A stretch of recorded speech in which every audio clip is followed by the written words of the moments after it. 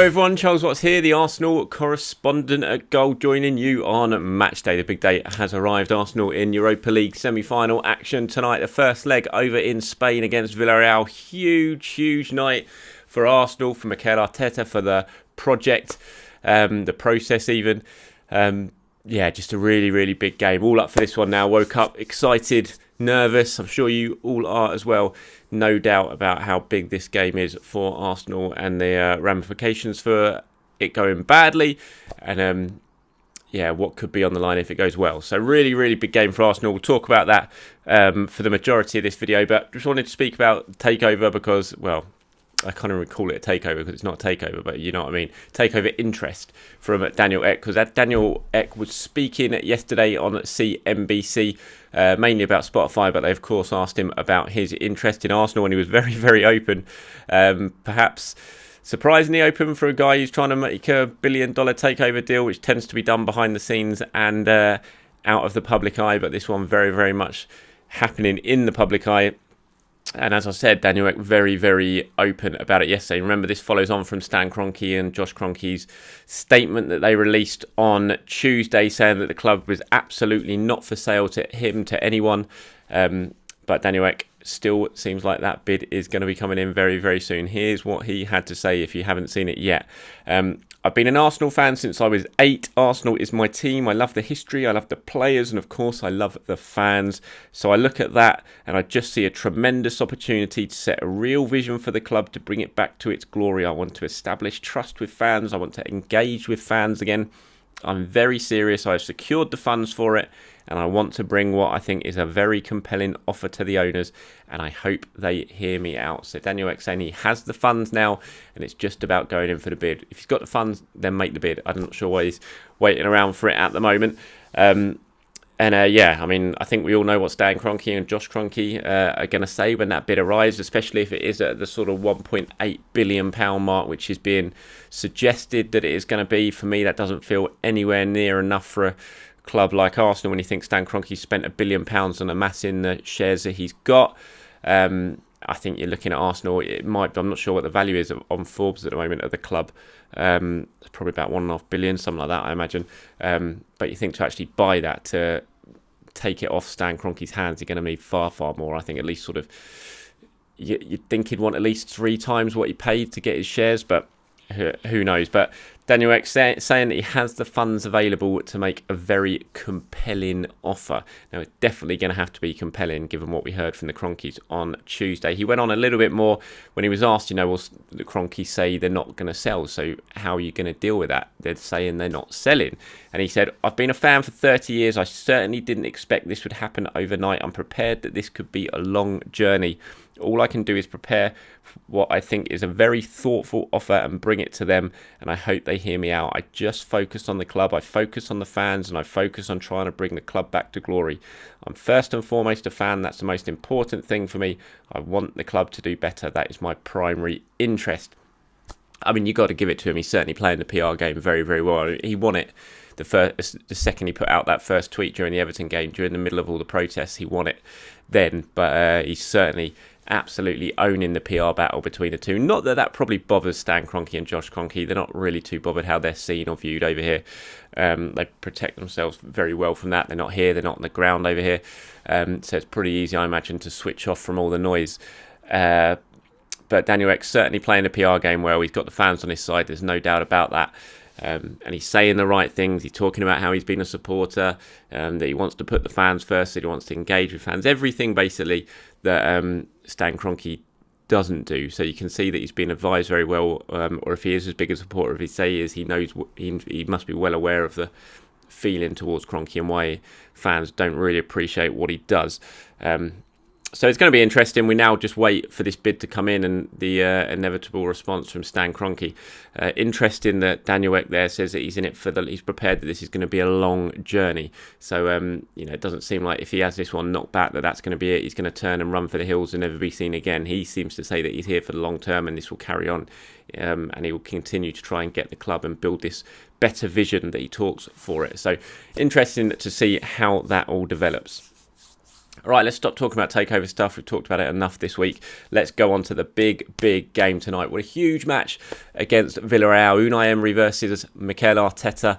So many narratives here. Francis Coquelin obviously plays for Villarreal. There's so many links between the two clubs. Recently, Robert Pires, Santi Cazorla, Pascal Sigan, who I've actually spoke to, interview, is out on goal at the moment. I'll drop that in the comments below so you can give it a read. He talks about the game and Arsenal.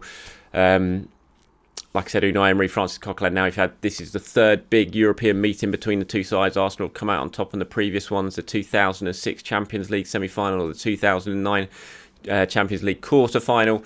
This obviously is the Europa League, so we're not at the top level of English football, European football anymore. But it's still a massive game for the clubs. Unai Emery doing a fantastic job at Villarreal, really building that club up well.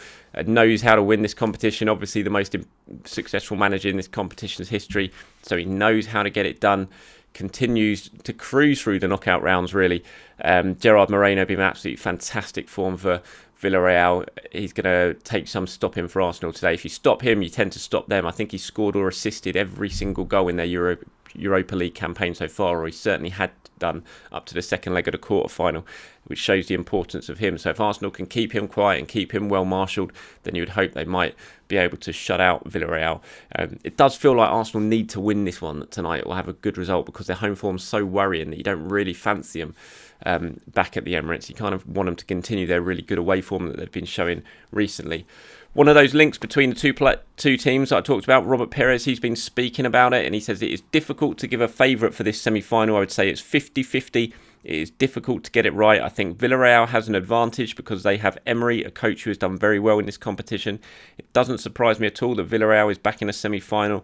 We all know their project. His president and he has an idea. What I like the most is that they're a team that has a clear idea, that they play good football. That's something, and that is something that I and the football people like. Everyone knows that if you go to see Villarreal, you are going to see a good team with very good players, and it will surely complicate things for Arsenal. Make no mistake, this is going to be a very, very difficult game for Arsenal. Villarreal know exactly what they're doing. They're a team built on a very good team spirit. Emery has got on playing well. I think they're 7th in the league at the moment, but when you look at their XG and things like that, they should perhaps be doing a little bit better. They maybe haven't got exactly what they've deserved so far this season. They've cruised through, as I said, to the semi-finals of this stage of the competition, and they're going to be a very, very tough nut for Arsenal to crack over the two legs. So they've got to, just feels like they need to get themselves a good result tonight to bring back to North London. It's going to be a nervy one. Like Pires said, he says it's 50-50. I spoke to Pascal Sigan, like I said, he believes it's going to be 50-50 as well. Really not too much to split these teams, and it's going to be a case of who can do it on the night, who can take their chances, who doesn't make mistakes. And in Arsenal's case, that's going to be very, very important. Cut out the stupid errors. Don't gift the opposition a goal, something we know Arsenal have struggled at so far this season. Just can't afford any mistakes. Everything has to be right tonight. Need to keep the nerves under control as well. Mikel Arteta speaking yesterday, very, spoke bullishly, spoke confident. He thinks his team is ready and could put their disappointing performances in the Premier League recently behind them and turn up on the night tonight and get the kind of result that they need. And hopefully, fingers crossed, that comes out to be true. Team news-wise, really good news for Arsenal. As I said yesterday's video, Mikel Arteta saying that pretty much everyone is in contention. We saw the training pictures yesterday. Looked like from those that Orba was in full training with the rest of the team. Not quite sure about Tierney and Lacazette. The pictures they were in, they tended to be by themselves, so they could have been training away from the group. We don't know if they've travelled yet. Mikel obviously saying yesterday they were all in contention, but he wasn't sure if they would be involved. And we're not sure exactly who has travelled. But certainly by those training pictures yesterday, it looked like Orba should be all right to be involved in this one. He trained with the group. Not quite sure about the other one. So I think that Orba has got the best chance of the three of starting if they have all travelled over there. David Luiz as well. He's been training since last week. So I expect David Luiz will certainly be involved. Wouldn't be surprised if he starts, given the nature of the game and given how much Mikel Arteta trusts him. So good news for Arsenal on the team news front ahead of this one. I think when you look at the key decisions that Mikel's got to make when it comes to team selections, I think there's a few. You've got the centre-back situation, you've got the left-back situation, and you've got the striker, and a lot of it depends on who is available. Obviously, Kieran is apparently in contention, but I still have a feeling given the pictures yesterday as well, given how long he's been out, I just can't imagine he gets thrown straight back into it for a European semi-final. So then you've got the decision of what do you do? Do you play Cedric on the left-hand side, or do you continue with Granit Xhaka? For me, I think the Xhaka experiment needs to stop. I think he's doing all right there. He's played perfectly well, but Arsenal do miss him in midfield. He's that calming presence in midfield. Everything goes through him, and I think you're hurting yourself by playing Granit Xhaka over there. First of all, you're robbing yourself of any sort of attacking threat down that left-hand side because Granit just doesn't do it. He doesn't go on the overlap, and so he leaves the winger isolated for most of the time. And also, you're hurting yourself in central midfield because your player, the player you always turn to normally in central midfield is not there anymore. So I think you're hurting yourself twofold. So for me, I think that needs to stop for a game like this. I think you play Cedric at left back personally. I don't think he will. I think he'll probably continue with Granit Xhaka, but that's certainly one of the big decisions he's got to make in terms of Mikel Arteta. Is it going to be Cedric? Is it going to be Granit Xhaka? And then you've got the centre-back situation. Like I said, David Luiz is back now at centre-back. Does he come straight back into the team? And if he does, who do you pair him with? We've seen that Mikel tends to prefer the centre-back partnerships of David Luiz and Gabriel, and then Rob Holding and Pablo Mari. Who plays today?